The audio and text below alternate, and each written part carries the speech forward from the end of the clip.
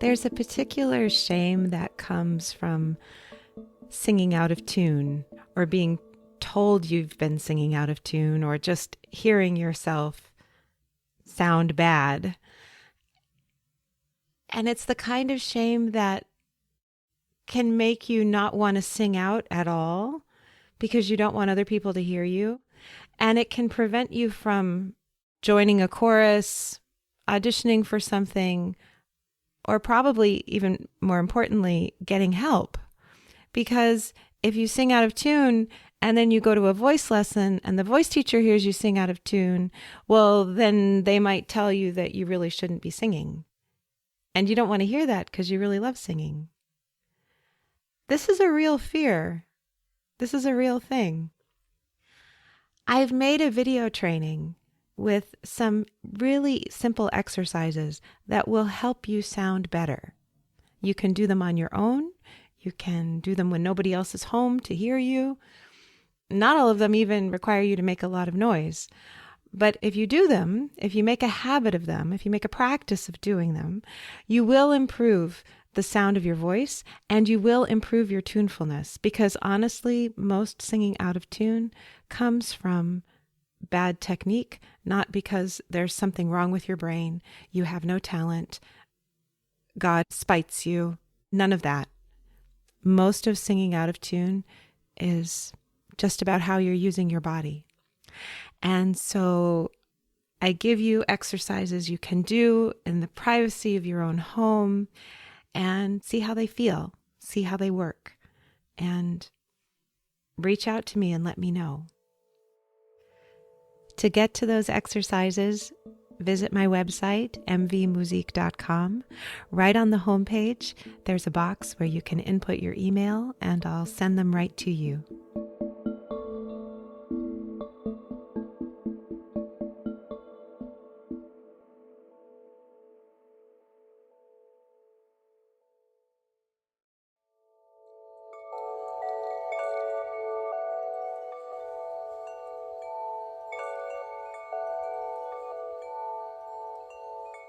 Your voice is unique to you. It grows as you grow. It changes as you change. If you're curious about the relationship between your voice and your body, your heart and your mind, welcome. My name is Michèle Voillequé, and I can't wait to hear you. Is change possible? Is a really interesting question to me. Because on the one hand, obviously, yes, we watch children grow. We watch plants grow. We watch the coastline erode. We watch glaciers tumble and fall. We watch rivers cut through rock over the course of time. We can see where mountain ranges have appeared on the earth. Right? We know that change is possible, and especially political change, because it's happening right before us, right? Not just in this time, but, in many times. Like there are things that change. And so is change possible? Of course, it's happening all the time. But I feel like is change possible is a question that we're also asking ourselves all the time. And I see the question in my students. Maybe not expressed out loud, but there's just this sense that, I'm coming for voice lessons because I want to believe that change is possible, and I don't always feel like that's true. Often I myself go into my own voice lesson feeling like, oh, nothing I'm doing is working. I'm just never going to get anywhere.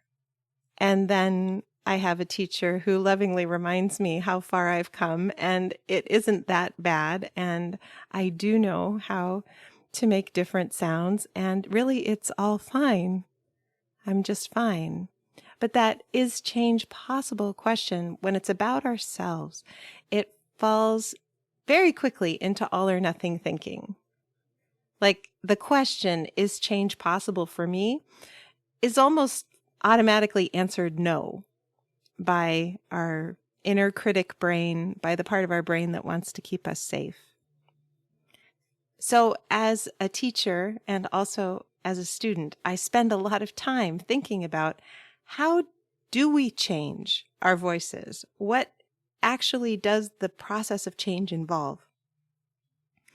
And it's my job and my mission to get clearer and clearer about how I articulate that. I want to get better and better at explaining how change is possible because I believe deep in my bones that it is. I have seen it happen with my own eyes and ears in more than one person, not just myself.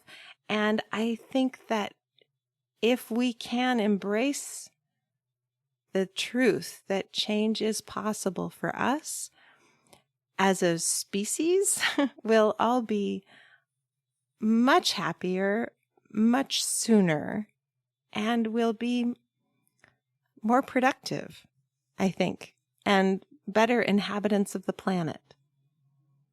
Is that too lofty? I hope that's not too lofty.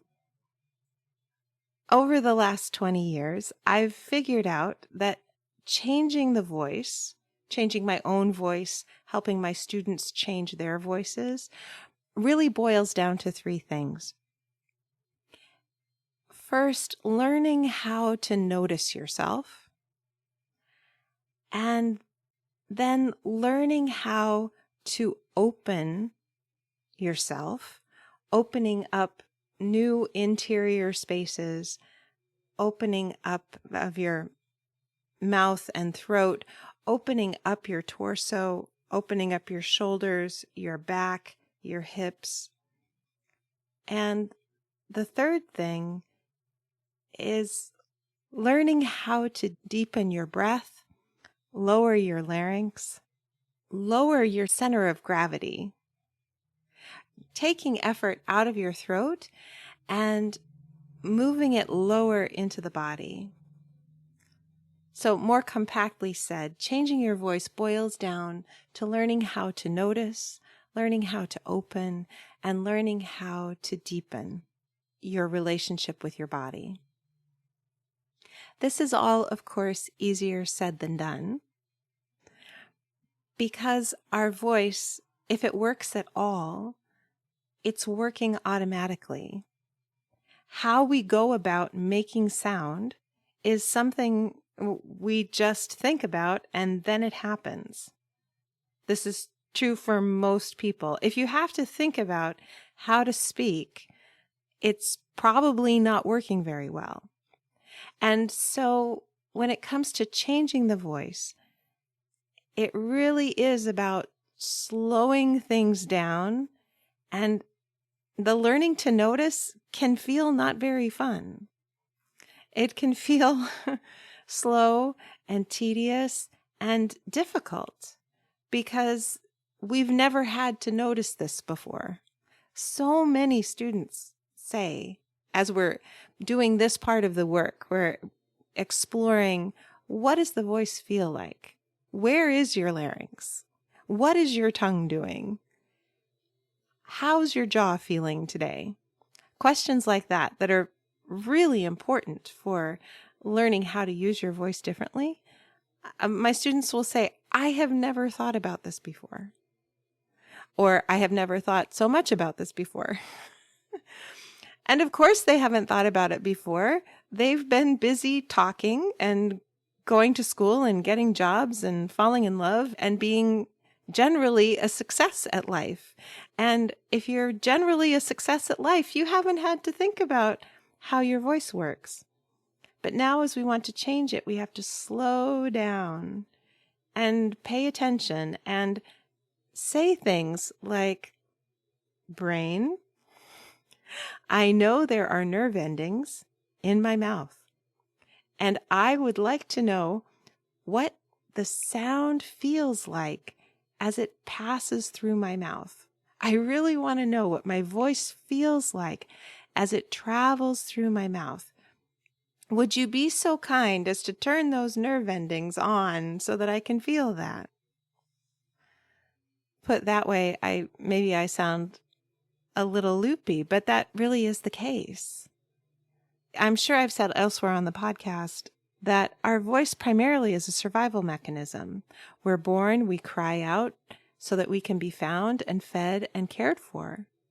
And if a tiny baby were aware of what their voice felt like in their body, they would explode. Babies are very loud. Babies are importantly deaf to the sound of their own voice, or immune to it, because the brain is going to disregard that. The brain is focused on getting help, being heard, being seen, being held, being fed, being comforted. It's not important to know what it feels like as the baby is crying. That's not going to do anybody any good. If the baby felt the power of their voice, they probably wouldn't use it, right? Because it would be too loud. It's overwhelming. And then they wouldn't be found. And they wouldn't survive. But we know there are nerve endings because over time, if you continue to ask your brain, what does this feel like? What is it like for me internally when I'm making sound, when I'm using my voice for singing or speaking? What is that like? We eventually are able to answer that question. It takes everybody a different amount of time. And in my own experience, the knowledge kind of comes and goes. Sometimes something that feels really clear and really obvious one week, the next week, I won't feel at all in the same way that I felt the week before. But I'll get feedback from my teacher that I'm doing exactly the same thing. I'm producing the same result. But for some reason, this week, it doesn't feel like anything. And last week, it felt like everything. So it is a process. I think it's really fun.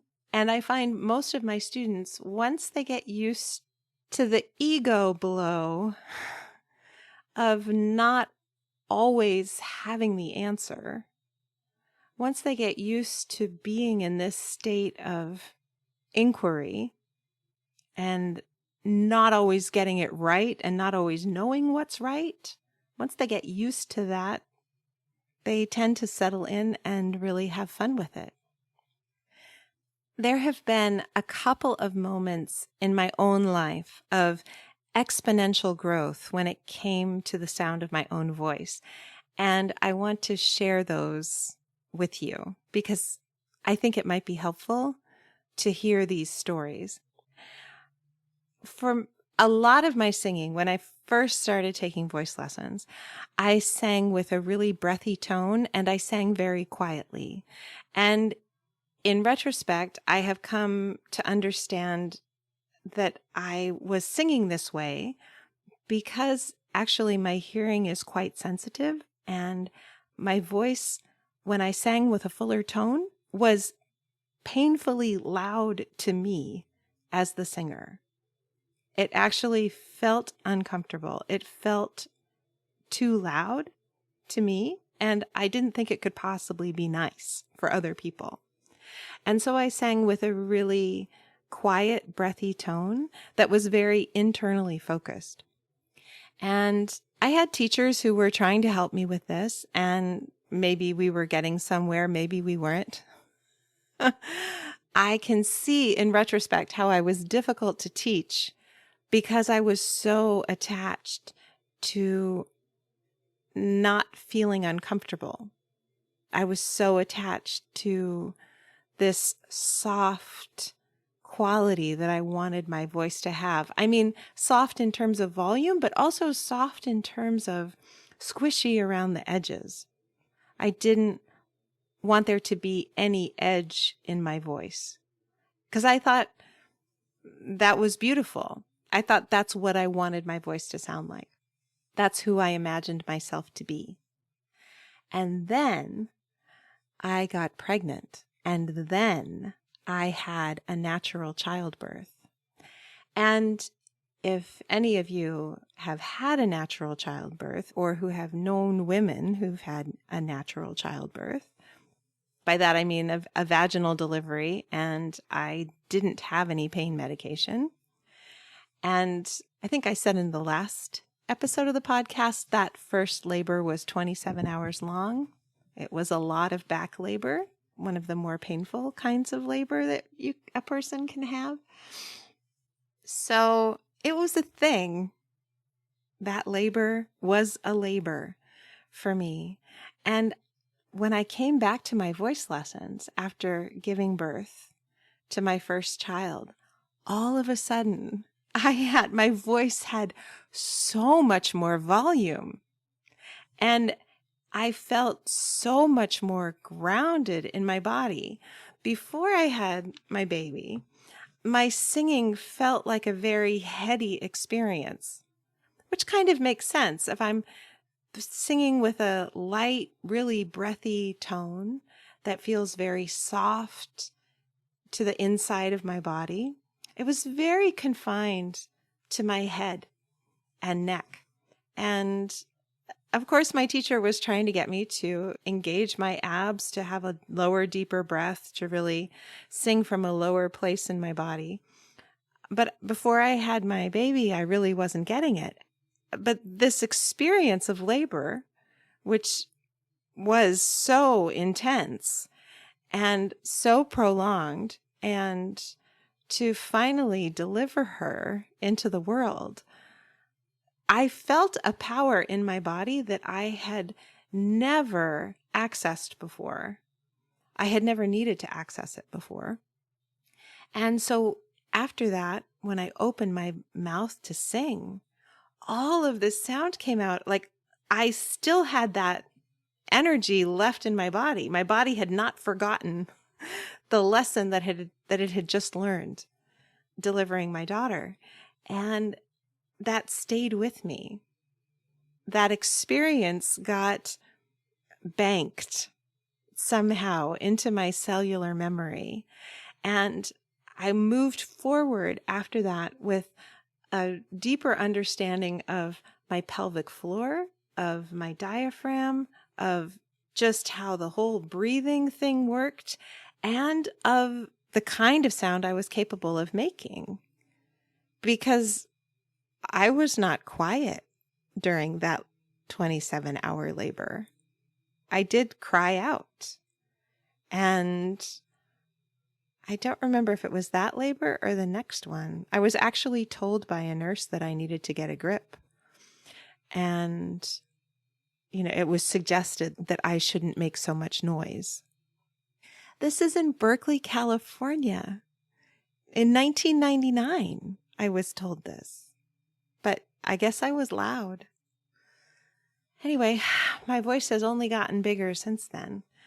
But that was a moment of what I would consider exponential growth in the sound and quality of my voice. And I don't think that's the only way to have exponential growth, is to have a vaginal delivery without pain medication. I think any way that you might intentionally stress your body, tax your cardiovascular system, right? Walking up a really big hill, climbing a tall mountain, going on a long run, really feeling your body stretch itself to its limit, doing a kind of yoga where you become really aware of the length of your spine, the length of your torso, exercises that help you to engage your pelvic floor, physical things that allow you to find something deep inside you that is strong and resilient. That strength and resiliency will help you grow your speaking voice or your singing voice. I guarantee it. You have to know how to use that power you find, and that's what lessons are good for. But that power is available for you to use when it comes to your voice.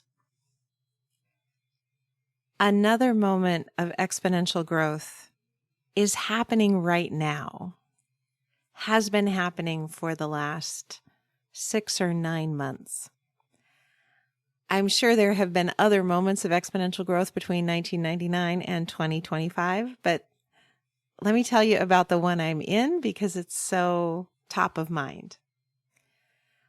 Beginning last fall, so in September of 2024, I started having a really interesting problem with my vocal folds, which is that all of a sudden they decided that they needed to close and not open again. That meant that I was not able to get any air into my body. It sounded something like this. It felt like being strangled. It sounded like I was being strangled. And this thing that was happening with my vocal folds is called paradoxical vocal fold motion. I didn't know that at the time. At the time, I thought I was about to die. I thought I was choking, only I wasn't choking. I didn't know what was going on. I couldn't get any air in my body. It was terrifying. But I've since come to learn that this thing is called paradoxical vocal fold motion. And we don't really know why it happens. And we haven't really figured out why it started happening to me, but it has managed to more or less resolve itself over the last few months. It's still happening, but not as often. And I've learned some rescue breathing so that I at least have something to do to help myself get through it. Let me just tell you about the rescue breathing in case it could ever possibly be helpful for you. And what that is a pattern of sniff, sniff, hiss. So 2 sniffs in through the nose and then hissing out through the mouth. And thinking on that, trying to execute that while you're not able to breathe, helps the brain reset and gets the vocal folds to open again. The most important thing I want to say about rescue breathing is that it doesn't work until it does. This is a scary thing to have happen, to not be able to breathe. It's very helpful to have a thing to do, and there doesn't seem to be any way around wanting the thing to do to work faster. The rescue breathing it doesn't work until it does. So where's the exponential growth for my singing and speaking voice in all of this? Well, the process of figuring out what was going on with my vocal folds, I first went to my allergist, and then I got referred to an ear, nose, and throat doctor, and then went to see an otolaryngologist and got my vocal folds scoped, so I got to see them. I have been more intimate with my voice, with the actual body parts of my vocal folds in the last few months than I have ever in my life. And getting to see what they look like and watch them work has just been really interesting. So I have a deeper appreciation for my instrument and how it works. I've also had to spend a lot of time calming down, learning how to calm down. I learned a bunch of massages that I can do for my larynx and my tongue. The thought was maybe there's tension that's contributing to the paradoxical vocal fold motion. I don't know. I didn't particularly feel a lot of tension in my throat, but certainly after these episodes, everything in my body is tense because I've just felt like I was going to die. And that stresses a person out. So I've been going through something difficult, and I've had to learn a bunch of new self-management techniques. And that oddly, or maybe not oddly enough, the fact that there's been so much freak out in my life over the last few months has made feeling grounded, calm, centered, strong, an even higher priority. And there's an even bigger difference in my experience now between being freaked out and feeling strong, calm, and grounded. I knew what strong, calm, and grounded was before, but now I really know. Like the anxiety about my physical self has been even higher, right? Has been higher in my life than it's ever been. So there's been a lot of physical exploration and emotional self-management. And then I got a cold. And I got a cold that attacked my voice first. And this was really common for me when I was younger. In high school and college, often if I was going to get a cold, my voice would go first. That hadn't happened for a while. But in the last few months it did.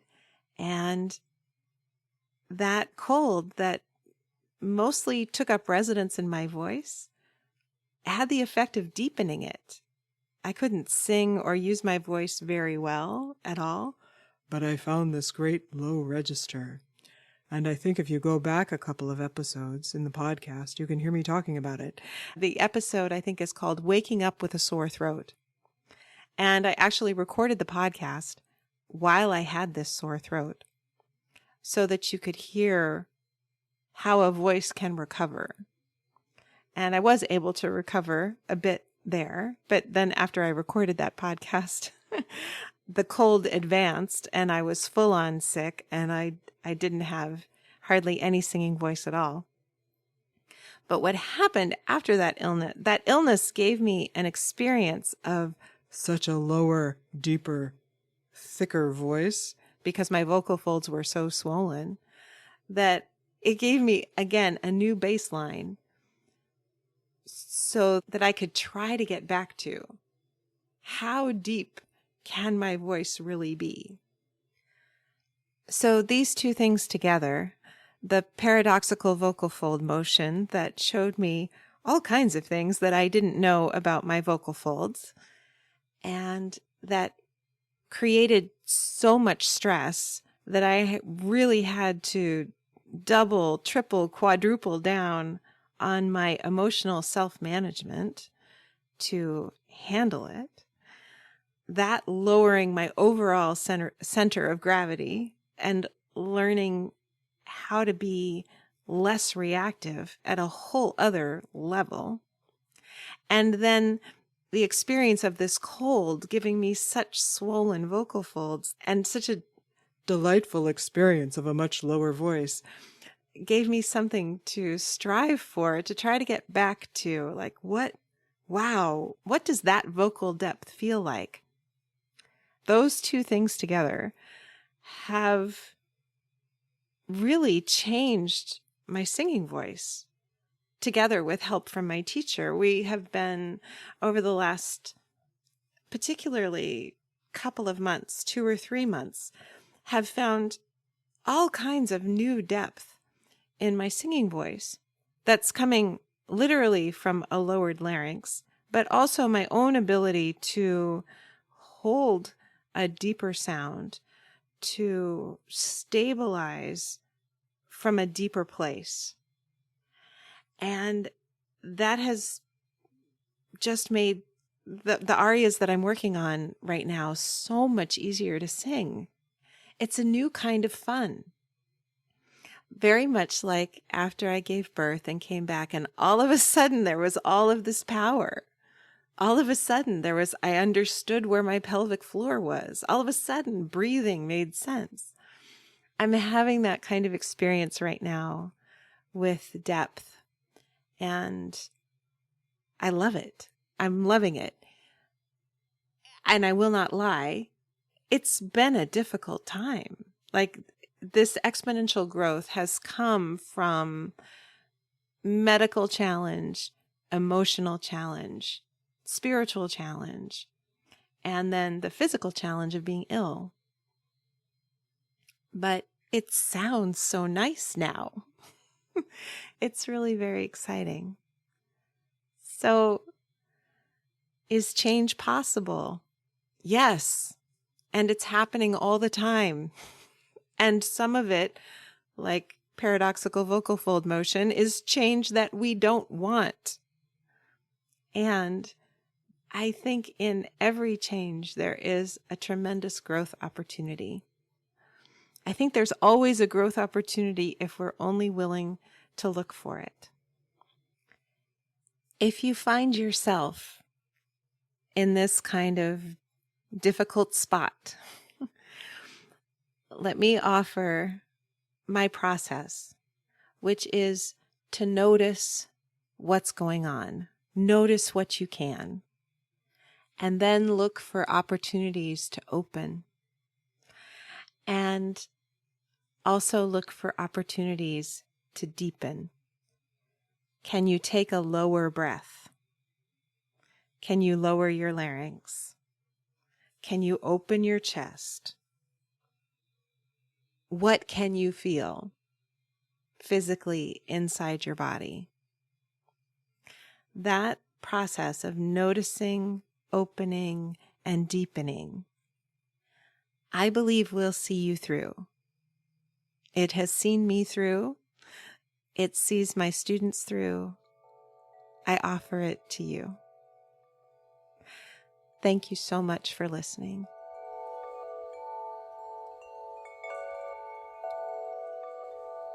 If you enjoyed today's episode, please rate and review on Apple Podcasts or wherever you listen.